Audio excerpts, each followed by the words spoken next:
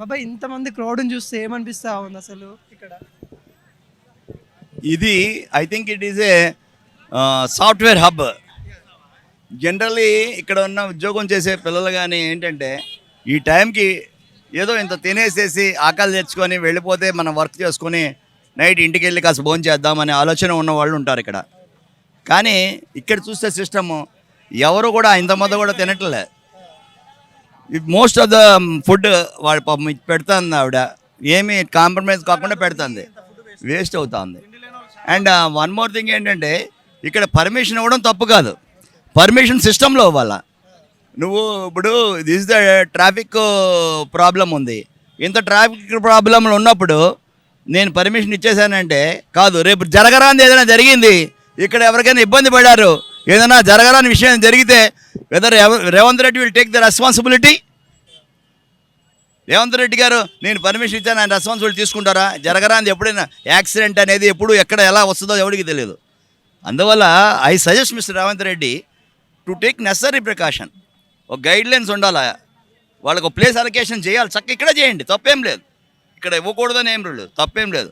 But ట్రాఫిక్ని ఇక రకరకాల ఏదైనా ప్రాబ్లం జరిగితే ఎవరు దీనికి రెస్పాన్సిబిలిటీ?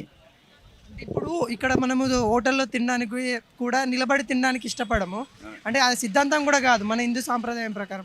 ఇక్కడైతే నిలబడి తింటా ఉన్నారు, రోడ్ల మీద తింటా ఉన్నారు కదా, దాని మీద ఏమంటారు? The necessity is the mother of invention. ఆడికి అవసరం నాయన. నేను ఇక్కడ వెళ్ళి అక్కడ ఆఫీసు, నేను ఇక్కడ వచ్చి తినేసి గబగబా వెళ్ళి సీట్ ఎక్కి కూర్చొని ఆఫీస్లో పని చేయాలి. ఏం చేస్తారు ఎవరైనా? మన ఆకలి బాధ తీర్చుకోవాలి కదా, అంతే. ఇది ఇక్కడ సిస్టము కాదే పెద్ద ఆయన. See when we're talking about the people who are in the post of chief minister, they should have wide range to help people, that is fine. వీడు ఇలాగ చాలామంది 2,000 మంది కాదు, 10,000 మంది 15,000 మంది ఉన్నారు. ఆ గైడ్లైన్స్ ఇమ్మని చెప్పండి. వై షుడ్ ఫ్రీ వెండర్స్ ఉన్నారు, వాళ్ళని కూడా రెగ్యులరైజ్ చేయండి, స్థలాలు ఇవ్వండి, వాళ్ళకి ఒక చోటు ఇప్పించండి, ఒక దాన్ని ఏమంటారు అలొకేషన్ ఆఫ్ సైట్ ఇవ్వండి, కూర్చోబెట్టండి. బాబు మీకు అవర్లీ టోకెన్స్ ఇస్తాము, మీరు కూడా చూసుకోవాలి. వాళ్ళు ఇలా చేస్తే ఎవరు సాటిస్ఫాక్షన్ అవ్వరు, పోలీస్ బాధపడతారు. రేపు ఏం జరిగితే వాళ్ళు వెళ్ళి సార్ మీరు చెప్పారు సార్, మేము ఇచ్చాం సార్, ఈ గొడవ జరిగింది సార్ ఇక్కడ అన్నట్టు. ఎవరు రెస్పాన్సిబిలిటీ? ఎప్పుడైనా prevention is better than cure.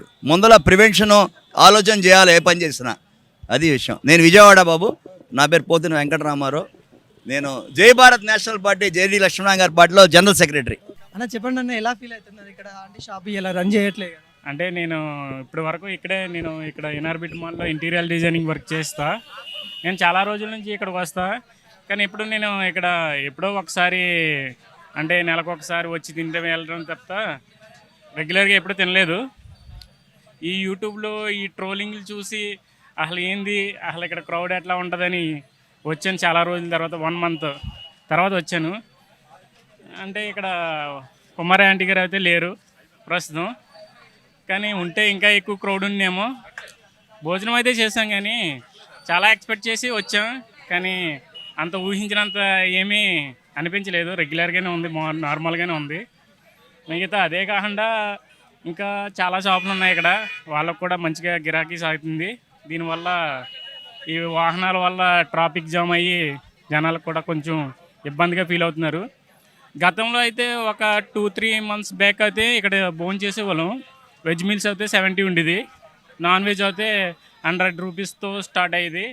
కానీ జనాలను చూసి వీళ్ళు రేట్లు కూడా బాగా పెంచడం కూడా జరిగింది. అది తప్పు. ఎందుకంటే ఇదివరకు గతంలో ఇక్కడికి వచ్చి తినేవాళ్ళు అందరూ లేబరే తినేవారు. రిచ్ పీపుల్స్ పెద్దగా ఇంట్రెస్ట్ చూపించారు కాబట్టి స్ట్రీట్ ఫుడ్ లేబరే ఎక్కువ తినేవారు గతంలో.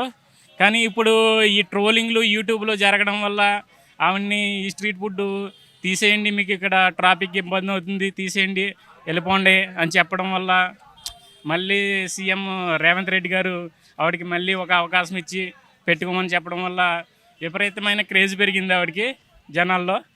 ఇంకా ఆవిడని చూద్దామని, తినడానికి కాకుండా ఆవిడని చూద్దామని ప్రత్యేకించి వచ్చిన వాళ్ళు కూడా ఉన్నారు ఇక్కడికి. అందులో నేను కూడా ఒకడిని. అసలు ఏంది ఇక్కడ ఎట్లా ఉంటుంది ఏంటి అని సిచ్యువేషన్ చూద్దామని వచ్చాను. నేను ఎదురుగా ఎన్ఆర్బిట్ మాల్లోనే వర్క్ చేస్తాను, ఇంటీరియర్ డిజైనింగ్ వర్క్. కాకపోతే ఏంటంటే ఈ జనాలను చూసుకుని వీళ్ళు కొంచెం రేట్లు పెంచడం అనేది కొంచెం బాధాకరమైన విషయం. ఎందుకంటే ఎక్కువ తినేది ఇక్కడ లేబరే తింటారు కాబట్టి కొంచెం అందరికీ అందుబాటులో ఉన్న రేట్లు తీసుకొస్తే మంచిదని నా ఉద్దేశం. ఆంటీ కూడా రేట్లు ఎక్కువ పెట్టేది అని కొద్దిమంది ట్రోల్ చేశారు కదా, అది ఎలా? అది అయితే నాకు తెలియదు కానీ గతంలో అయితే నేను వచ్చింది తక్కువ, ఎందుకంటే నేను ఒకసారి వెజ్ మీల్స్ తిన్నాను, అప్పుడు 70 రూపీస్. కానీ ఇప్పుడు నేను నాన్ వెజ్ తిన్నా, నాన్ వెజ్ 150 రూపీస్ వరకు ఛార్జ్ చేస్తున్నారు మినిమం.